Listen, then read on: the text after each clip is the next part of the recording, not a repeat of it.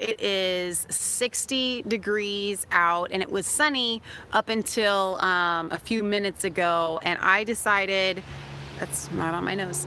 I decided to come out here to the hives. I haven't checked them. Well, that's not true. I've come out and checked them in the winter. In the snow, you're supposed to come out and look on the ground after a snow. We actually still have snow on the ground, and look for dead bees. And I didn't really see a whole lot. I saw some, and Kansas had come out, and I had wanted to make sure that the ledges were clear, because if you get too much snow, then they can't come in and out. But I had forgotten that I had done this really cool ledge out of my styrofoam insulation, so the snow really wasn't going to, I've got several different layers. This is actually sticking out. Let me turn this around so you guys can see what I'm talking about. This is the depth of that. Do you see that? So where they come in and out here with their little entrance reducer there, let me see if I can get that a little brighter. It has that part sticking out, and then it has this overhang, and he had wiped some bees off, and I just wasn't sure. So anyway, I looked at this hive over here, and I was 100% convinced that they were dead, that was a defunct hive, that they didn't make it.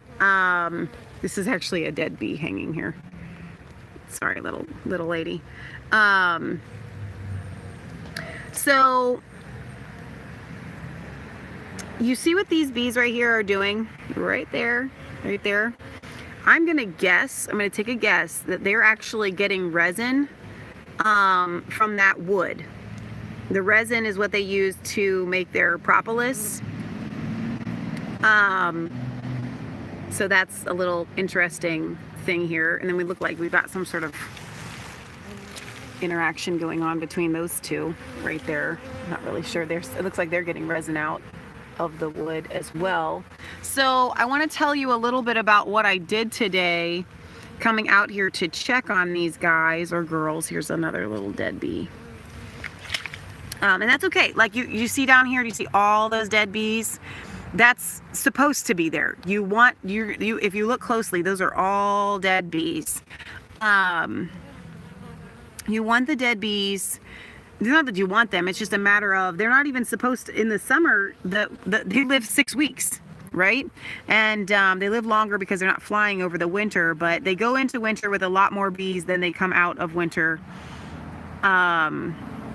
with. And I'm gonna guess that the queen, if she hasn't already started laying, she will, little by little, really soon. Let me move over here to this hive. But this is the hive that I thought was defunct, and it's not, and I'm really excited about that. Really excited about it. Now one of the reasons why I thought that it was a dead hive is because I looked underneath, and I don't have a flashlight with me to show you guys. I had taken out my my little board here and looked underneath. This board will tell you a lot about what's going on in the hive. And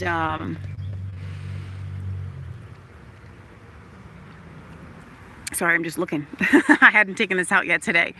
And I have a screened bottom board, and I wish I had brought a flashlight so you could kind of see. Oh, you can kind of see it, sort of, maybe, not really. So that all this stuff will fall through the screen. And there were so many dead bees.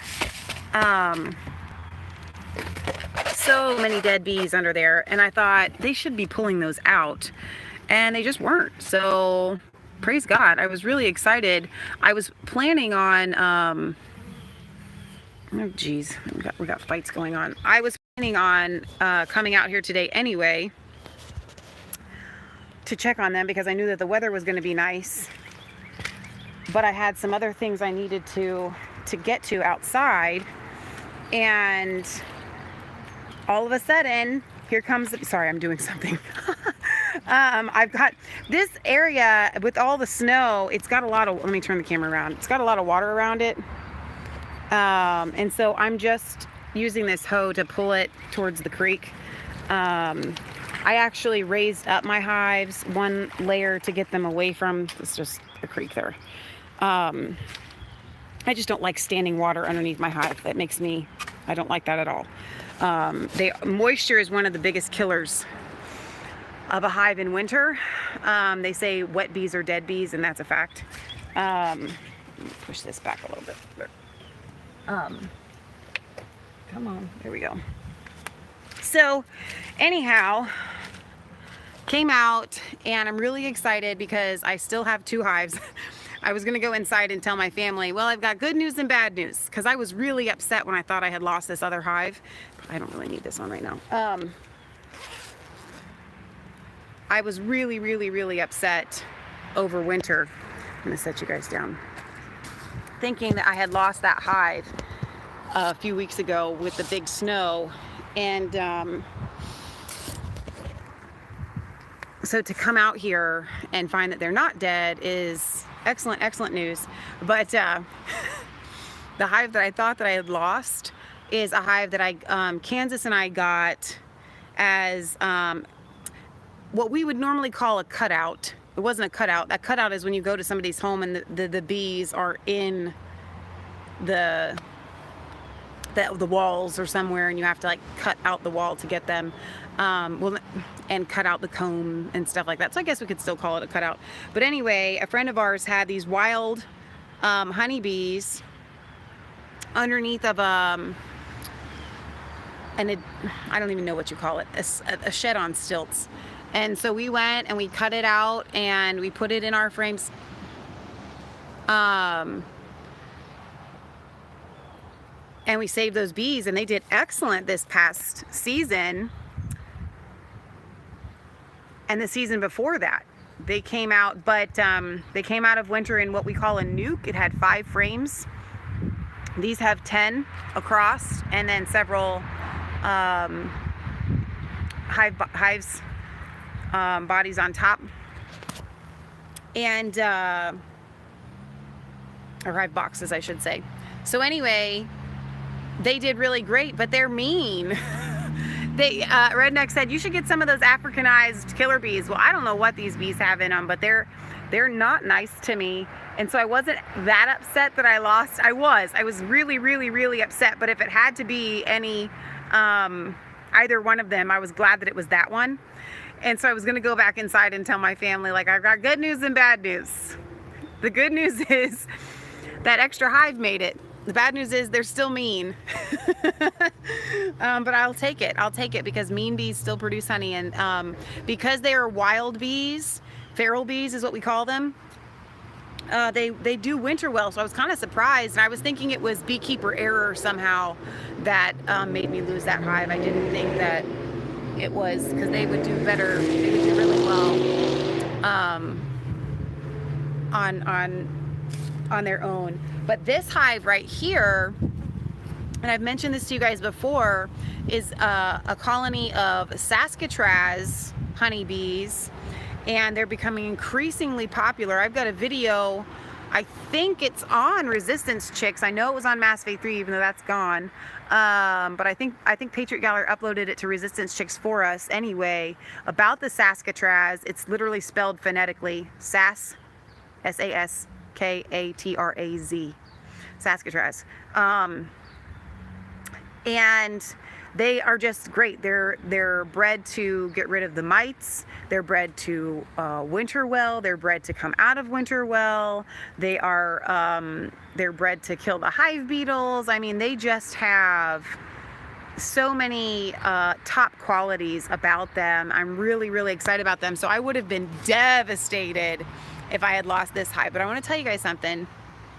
Most beekeepers come out of winter with at least a 50% hive loss. So if they've got 10 hives, they've lost 5.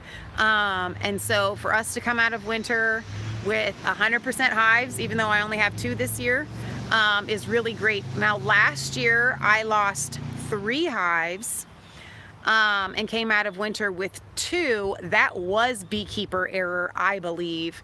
I decided to go with something a little bit different. Everyone at our last bee meeting had been talking about quilt boxes, which is just, it's called it's not really a quilt, but it's a layering system where you can put the bee candy in there, and then it's moisture, and you've got I was going to do a video. I recorded the video and I never put it together, and I'm glad that I didn't because it failed on us. It's kind of filled with cedar chips. I built the whole thing myself. I was so proud of it, but I just think there wasn't enough ventilation. And like I said, wet bees are dead bees, and what they do is they keep that hive at a constant 95 degrees, and in the winter and in the summer. They cool it down in the summer and they heat it up in the winter. And in the winter, when they're heating it up to that 95 degrees, it creates a lot of moisture, and that moisture rises up and it has to have somewhere to go, or else it'll fall back down and rain on the bees. And you don't want that. And I think that with that quilt box system that I had done, it caused them to get wet and die. That's my best. They didn't have a lot of mites. There were no wax moths, nothing like that. I think it was just that. They had plenty of food. They did not starve, which is a lot of times that'll happen. My bees look really good. We've got frames of still capped honey in there, which is really exciting. This colony over here, when I opened them up, oh my gosh, they're flying everywhere. They're running into my bee veil. I went inside and decided to get the smoker because I like to work them without smoke if I can. I feel like, especially in winter, it puts too much stress on them to work them with smoke. So I went ahead and got the smoker. It didn't go that well anyway, the smoke. So I wasn't even giving them a lot of smoke. They weren't actually trying to dive bomb me. I think they were just in pure chaos and maybe this colony or another colony was robbing them. I kind of looked in the front. I couldn't really tell. That'll happen. Here comes some sirens. But they were a little bit, they have a lot of bees, a lot of numbers in that hive. There's a lot of numbers in this one too, but I saw a lot more of it because of, they were just everywhere. So I decided to go ahead and take a frame of uncapped honey, because they had so many in this one, and a few less mouths to feed, and gave it to the other hive. But what I also did, which I'm a little bit iffy about having done, I'm going to go on to my bee group and post a question to see if I did okay. I'm so paranoid because of those quilt boxes. Part of the system of the quilt boxes is to add, let me turn the camera on here. I added this, I duct taped this because it wasn't sitting evenly, and it won't duct tape very well in the winter, but it'll give them enough time to seal it up from the inside out for themselves. But this box right here is full of candy, and we call it's just a mixture of sugar water, and then it's got a mesh netting. It's thick mesh, like, you know, 1/4 inch, maybe bigger than that. And then tissue paper, so the mesh, tissue paper, and then you make the candy, and then they'll chew through the paper to get to the candy to eat over winter.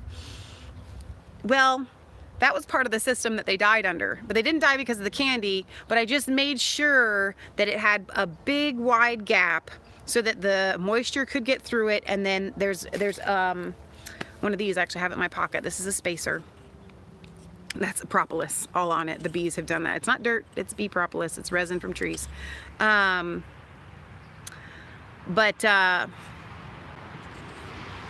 spacer is there so the ventilation is good. I'm just so paranoid. So I want someone to just tell me that I did good. The problem with that is I hardly ever post on our bee forums, even with our local bee group, because it's as with anything else, but I feel like beekeepers are even worse. They're nice. A lot of them are really nice, but they're very opinionated. And so I am an experienced beekeeper by now. I think I can definitely say that. We've been keeping bees since 2015, I think. Yeah. And so six years, I think is plenty of experience. I've experienced a lot in those 6 years with these bees.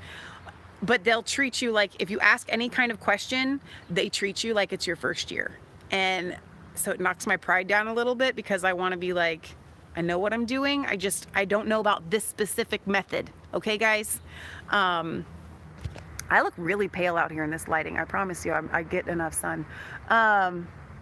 So anyhow, I'm really excited about the fact that I have 2 colonies, that I've put the candy in there, so they should have plenty of food. They should be good to go. We're gonna get cold again, but we're actually gonna have some warm days here coming. And I could walk you back to the house. Let's see, make sure I think I put everything else away. Oh, the hoe, gotta get the hoe. Dude. Everybody's like, you guys must live an incredible life on God's little acre. And we do. We really do. But suburban farming is not as peaceful as country farming. Here, let's say hi to the pigs. Because of, look, all the traffic. It's just constant. It doesn't feel the same way. It bothers Kansas a lot because he comes from the country.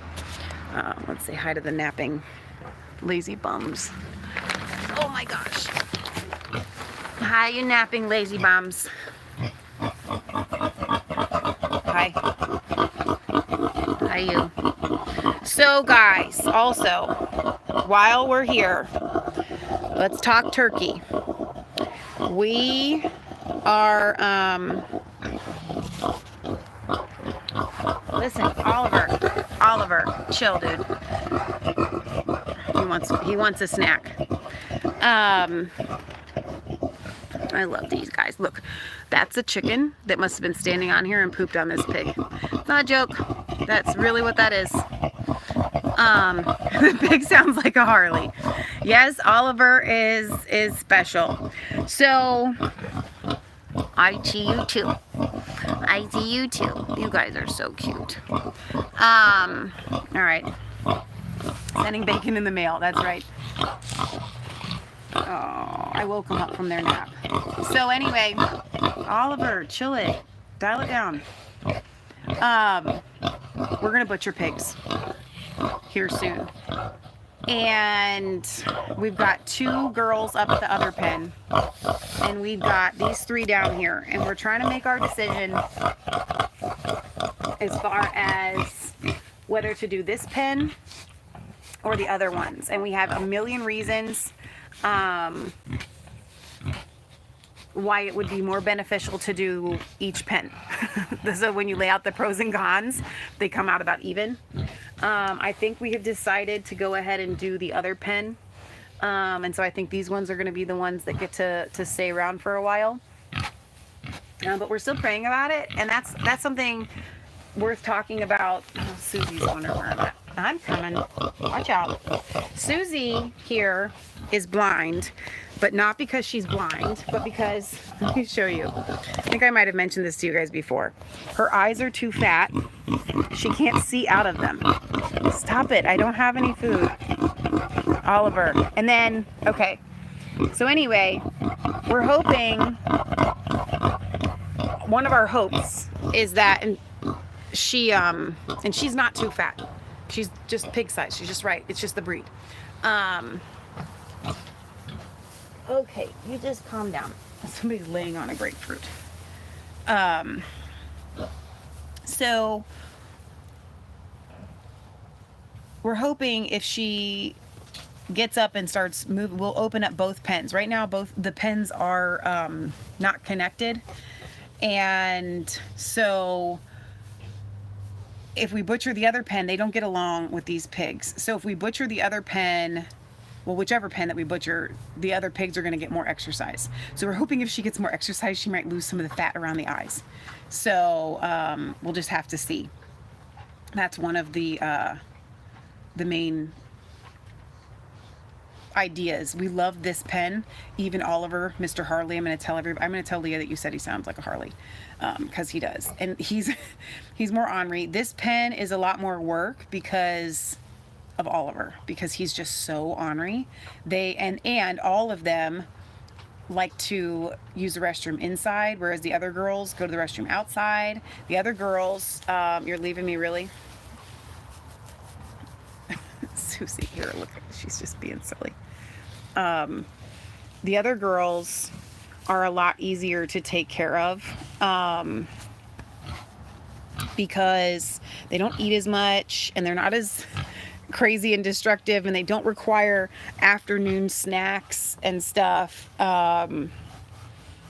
So, but we love them all, and so it's difficult, but it is time for somebody to go into the freezer. So we'll just have to see who it is that we decide to put in. I should not have come in here to just sit down because I was in the middle of doing something. What was I doing? I was going to take you guys up to the I've got to tell you, they're so warm and they're like big pillows. So it's and they smell good. I know that sounds weird to people. I know you guys are going to think I'm crazy, but they have this kind of sweet smell. What doesn't smell good is their poo, right? But their actual body odor, at least our breeds, it's a nice smell. Like, I really like it. It's just interesting to me that their actual body odor, I didn't know that when we started raising out pigs, that I was going to like their smell so much. But they just put off this nice sweet smell. Now their poo just smells to high heaven. Okay, but their poo doesn't smell all over their bodies. That's just in the corner where they go, look, he just went and got that grapefruit. Oh my gosh, I'm literally just sitting here scratching her butt. That's why she's so happy. Robin says, you're not crazy. I love the smell of cows. I'm destined to be a cattle rancher. You sure are, Robin.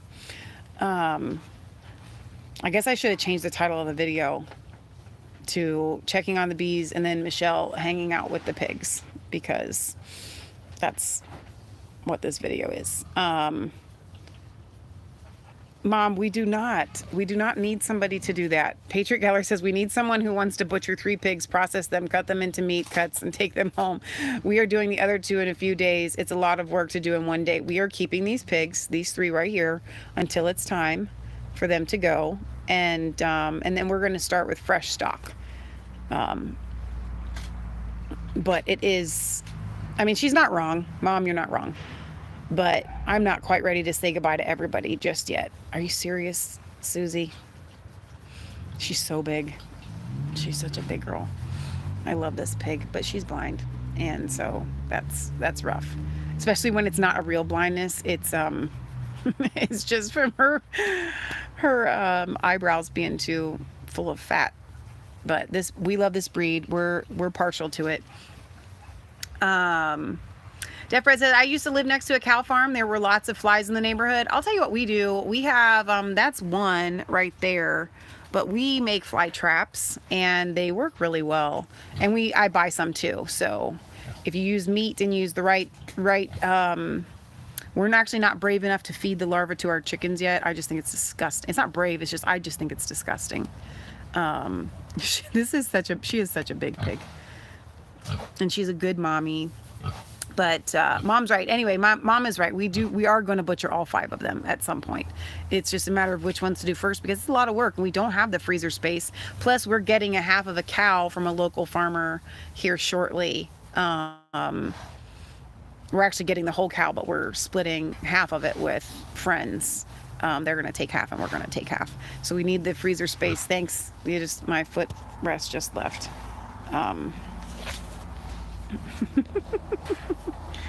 And there is Oliver getting into the hay. Yep. You're just such a stinker. Now we've got a conversation going on. I have to get up. I really need to motivate to get out of here.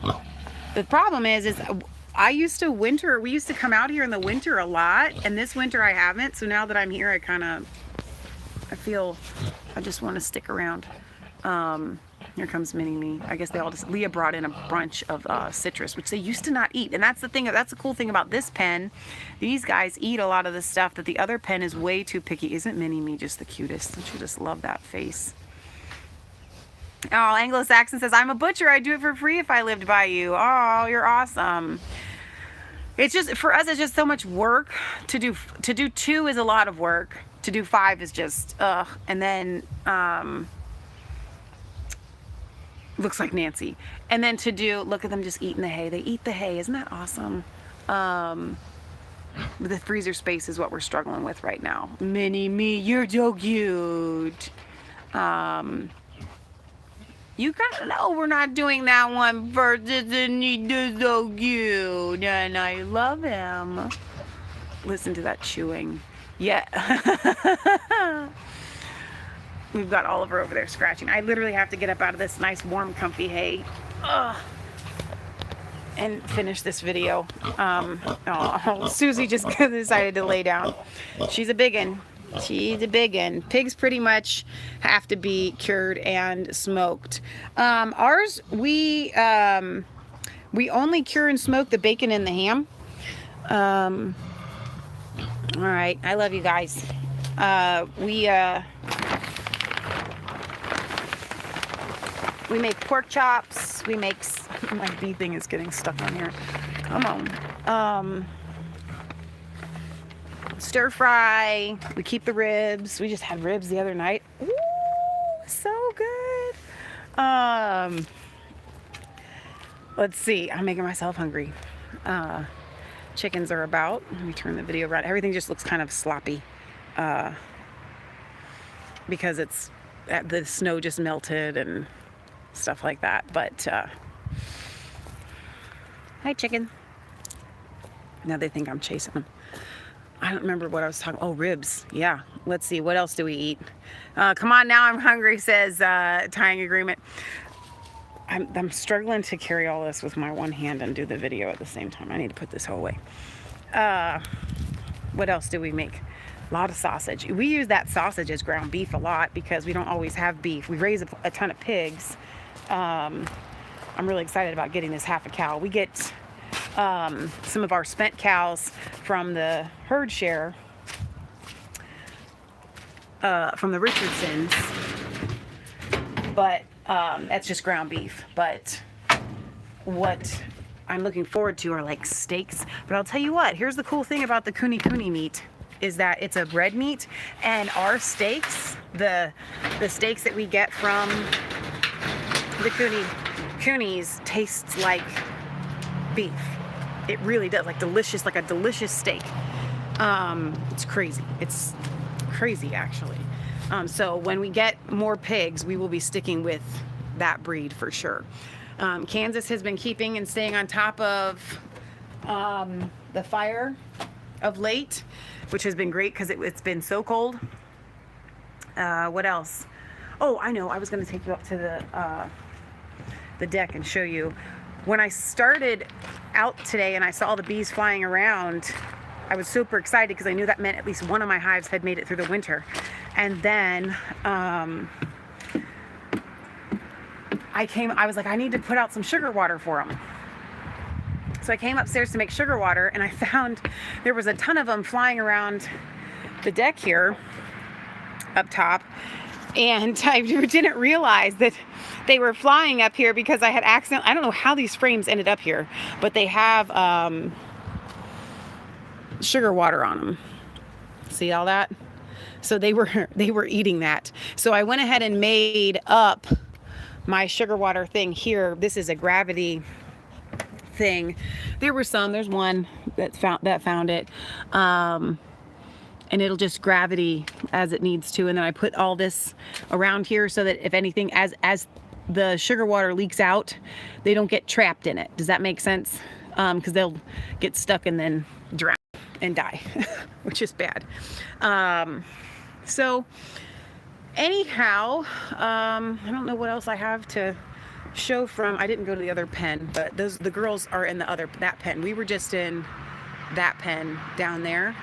And the other girls are up in that pen. So what will happen is we're going to do those girls right there. 100%, I think.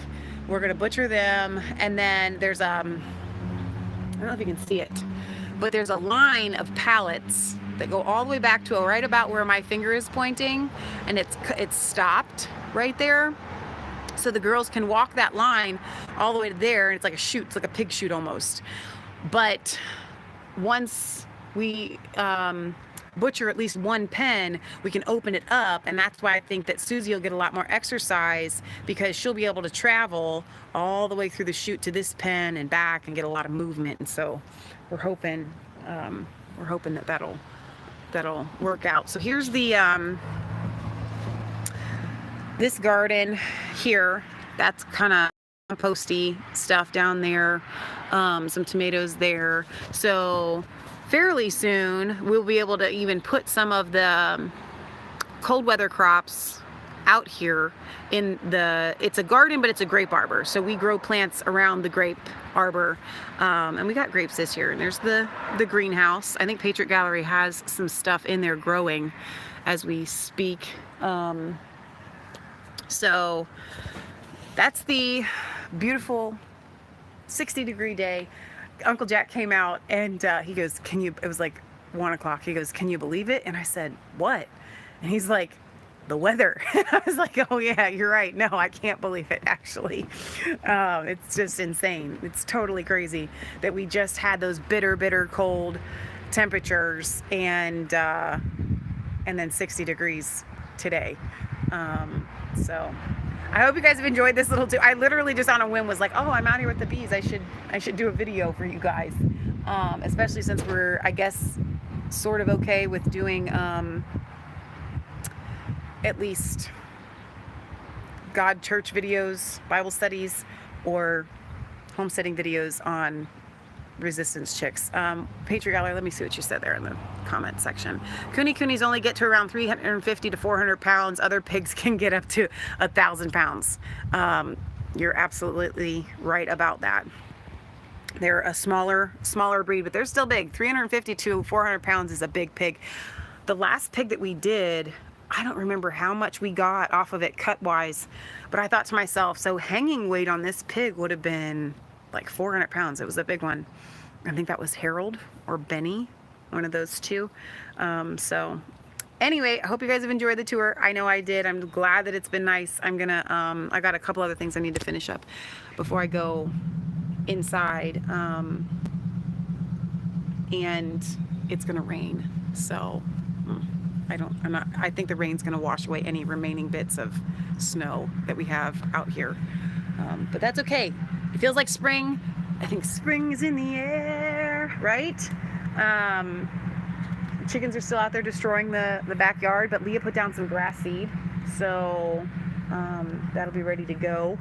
The chickens eat some of the grass seed, but they don't eat it all. So, all right, I'm having a hard time saying goodbye because I feel like there's other things I should be telling you, but I can't think of anything. So I'll just leave it at that. I love you guys. Bye.